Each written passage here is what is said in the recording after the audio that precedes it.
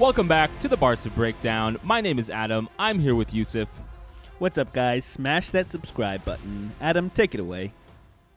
We got some big news because we're talking about Dembele being as close as he can, besides the tweet from FC Barcelona that he's signing on, Raphinha and Leeds, and how we might get both Dembele and Raphinha this offseason. We're going to talk about Trincao leaving Barca, even though he was on loan to Wolves, and then we might touch on the fact that Barca are going to place one more bid for Robert Lewandowski. But let's get into it, Yus, because the biggest news that's kind of taken over is the fact that Ousmane Dembele and the club are in agreement on a deal. There are allegedly some final details that need to be approved by Alemany, our sporting director, but overall things are looking really good, and this is the most news and the closest we've been to Dembele signing again that we've seen. And the good news is, at least if you're a Barca fan who has been, not too happy with how Dembele has carried himself or how his agent has been trying to haggle the club, is that right? His initial salary at Barca was 12 million net euros. His agent wanted 20 million net euros, and then we offered in December, I think 7.5 along with 3.5 in variables. And now the deal that he is, supposedly agreeing to with the club is 6 million net with 1.5 million in performance-related bonuses. So that is incredible, right? I mean, we're getting him at half the salary that we were paying him basically last season and for the last 3 years where he was injured. I've heard that there might be some more performance-related bonuses to really get his salary up closer to the level that he's asking for, but that would require, a lot of games played and a lot of output. So I'm happy overall that Laporta has put in, one, he's gotten this deal, right? He kind of stood strong, and he was able to get Dembele and his agent to kind of acquiesce, figure out that no other teams really wanted him as bad as Barca did, and we now have we have a salary in line with kind of what the team is trying to aim for, along with performance-related variables that I think are very important to incentivize him, not just getting hurt or putting in average performances, but him really proving himself.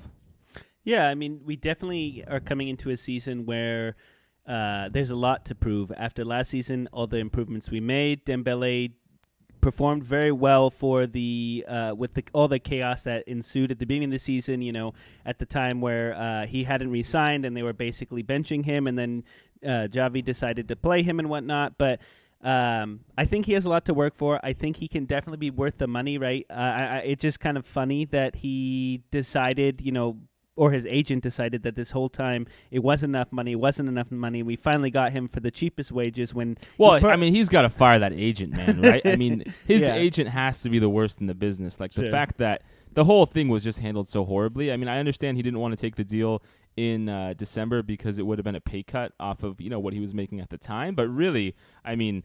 just a total butch job on his part. And so I'm happy. Like I said, I think overall, Yus and I have been consistent in being Dembele fans. We always talk about how he has that it factor, right? He has that factor and that ability to change games like really no other players. You think about, let's take El Clasico, right, when he dribbled off, I think, against Carvajal, and putting across that Aubameyang finished for the first goal of the game. And just all over that second half of the season, he was really the only player who could create something out of nothing, especially with, our other kind of it factor player, Pedri, being hurt. And so let's do it, Yus. I'm excited. Yeah. I'm all in. And that kind of makes it interesting, the second part of the news, which is that the Barca board are really still trying to get Raphinha, even though Chelsea offered nearly, I think, 75 million euros to sign Raphinha from Leeds. Barca are coming in. Like we said, we have that close relationship with our ex-player and Raphinha's agent, I believe, Deco. And, we're coming in with 60 million, and it's looking like we're getting closer and closer to having Leeds agree to the deal and us to get Raphinha.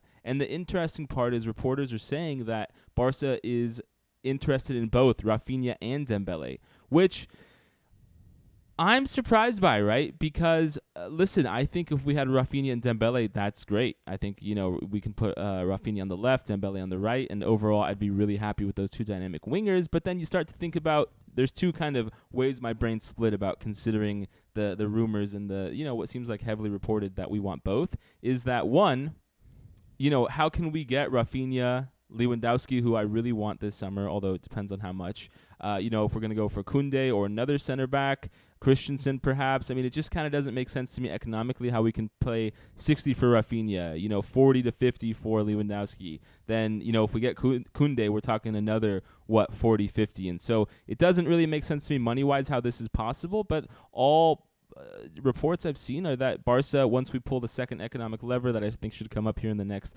1 to 2 weeks, that we're going to go in for Raphinha as well as Dembele. Yeah, I mean, it's tough to imagine that after all the reasons they basically said that, Messi had to go, or they couldn't re-sign contracts, or we had to defer payments for players, or we bought Ferran Torres for 45 million euros. Yeah, so all these things, all the issues and the how long it took us to get everything together and make these or design these economic levers to generate some income. It's kind of crazy that we would get to the point where now and this was one of my main concerns, is that now we're just going to start throwing money around here. And, we do need these players because we definitely need to bolster our attack. And as you saw last season, for example, Ferran Torres couldn't finish. And we need players that can finish. We need dynamic players that can turn on. Use my thing here, though, right? Because I said there was two ways my brain goes, right? One is economically how we're going to afford everything that, is reportedly, and again, these reports are always, not true until they're true. But, like, the other side of it is how do we fit Ansu Fati, right, who now reports are coming out that he feels really good. A few weeks ago, we covered the fact that, some in the Barca board were worried about him not having surgery and whether he was fit, and why did Luis Enrique not play him for Spain. But apparently he's now said, the reports are saying he's fully fit. We have Ferran Torres. We could have Dembele. We could have Raphinha. We could have Lewandowski. Then there's Memphis Depay, right, who's still on the table, and I haven't seen anything confirmed that he's going anywhere yet. I think I saw Aubameyang today in training, and so I'm kind of just curious, like, how Barca are going to be able to, fit all these forwards, right? Like, can you imagine Ferran Torres and Ansu Fati being on the bench for the whole season? That seems kind of ridiculous to me. Well, yeah, and I can from watching Xavi become the coach he is on Barcelona, a lot of times he started with the same lineups with the attacking front. I feel like with a lot more options, he can kind of switch those out more and give players more time, especially in different competitions, which is one of the things that we struggled with in Champions League, Copa del Rey, and the La Liga, right? We need to be able to give some of these players rest. So that was a complaint of ours, is we didn't rotate players enough. They're fatigued. It's harder for them to perform as regularly because they just don't have enough energy. And so I think this will be giving us an opportunity to rotate those players, have fresh legs, and actually score goals. And on top of that, it will be good for our team to see players, have senior players that can help the younger guys. And if Fati doesn't perform all too well, he doesn't have such a huge burden on his back, or any other player like Ferran Torres. And then we can, play other players, and things can change. That's a great point, to be honest with you. Ferran Torres and Ansu Fati are still very young, and so I totally agree that there is value there. I just, the last thing I'll say is I just worry that we're going to have, again, an abundance of forwards, and, we're not entirely sure how all of them will perform, right? Lewandowski getting older, Raphinha is good, but not like someone on like the world-class level. Dembele with his injury woes, Ferran Torres with his finishing issues, right? We have a bunch of players up front, but, there's still some question marks all around. But I'd rather have more options in the back line. And so I would just want to hope that the board kind of goes for Koundé or goes for another center back to kind of bolster our defense. With Clement Lenglet, right, officially going to Tottenham this week. But let's move on, we don't want to beat a dead horse here and cover the same topics too much, but Frenkie de Jong, there is more and more news coming out. I think the big news this week is that, the Barca board leaked, or what we thought or think that the Barca board leaked Frenkie's contract to possibly win, like a public opinion approval battle against Frenkie. Because what's happened here, as the numbers have shown, is that Frenkie, at the beginning of COVID, basically deferred a lot of his payment for the second and third year of his contract to deeper into his contract, right? And so whereas he might have made X million year 2 and year 3, he made X minus 5 or X minus 10 million, right? And so he now has a contract that's backloaded that we have to pay him in the next few seasons. Well, Frenkie, if he gets sold to a different team, wants to be paid the wages that he agreed to backload to help the team, right? And so it's very interesting for me to see kind of the mental gymnastics on the anti-Frenkie de Jong side, where people are, oh, he wants too much, it doesn't make sense. Well, you got to keep in mind that the reason his salary looks so high in the next few years is because he's deferred those payments to help out the club.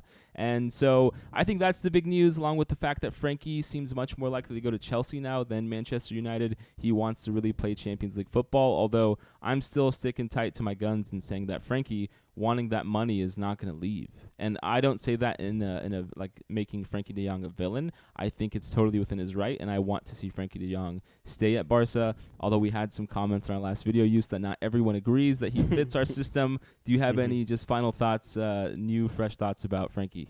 New, fresh thoughts? Not exactly, but I will say that I think he's doing what's in best interest of himself, and that is important, but he also loves the club, and he plays a lot of minutes. He puts a lot of work into this team. Now, if we were talking about someone like Umtiti, who won't leave the team, doesn't get minutes, and was taking absurd amount of money, yeah, exactly, then I would have a different take on the situation, but I think he bleeds the Blaugrana, and so that I don't blame this guy. I think he's a young guy. He has a lot to offer, and I hope that he can give it to us in the next few years.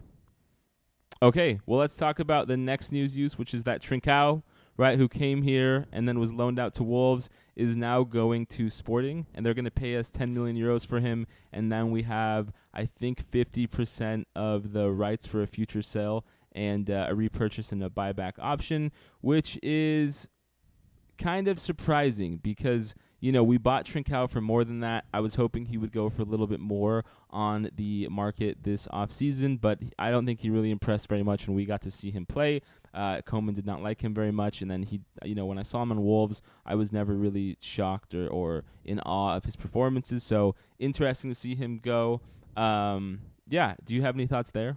I just think we had a bad investment there. There was a string of time Barcelona were purchasing players that just didn't really pan Bartomeu out. days. Yeah, like Malcolm, for example, right? We played him for a couple games, and it just didn't seem to work out very well, and I think this is just... You were a Malcolm guy. I liked him, no, for sure, but he wasn't, like, let's be honest. Was he a player you were sitting there like, wow, I want to watch him, or he's going to win us all these games? No, he just wasn't that caliber of player, and Trincao, in a similar fashion, he was a little bit slow. I'm glad we got rid of him, and I'm glad we're getting some money for him, but, it sucks that we took a loss on it, right? Yeah, exactly. I mean, unless he blows the world away at Sporting and then gets bought for a lot more. Come on. We'll probably take a washing there. I think my final thoughts, Use, and I'm afraid to say this, okay, because it's so early. I've been watching some Frank Kessie highlights. I think he's going to be one of your favorite players next season. Wow. Yeah, I'll take how do you that. feel about that? I'll take it. I was in our last video, I was already excited about him coming. So listen, I'm all on board. I'm ready to open my eyes to the options that are coming to Barca. This is going to be a fun season, hopefully, because, a comparison to last season, I really do hope we can get some things going. Awesome. Well, thank you guys so much for tuning in. We really appreciate it. We've started a TikTok channel at Barca Breakdown. Again, you can follow us always on Instagram and Twitter. Please hit that subscribe button. If you're on podcast, go onto youtube.com. Look up Barca Breakdown. We appreciate it so much. Thank you, guys. Thanks, guys.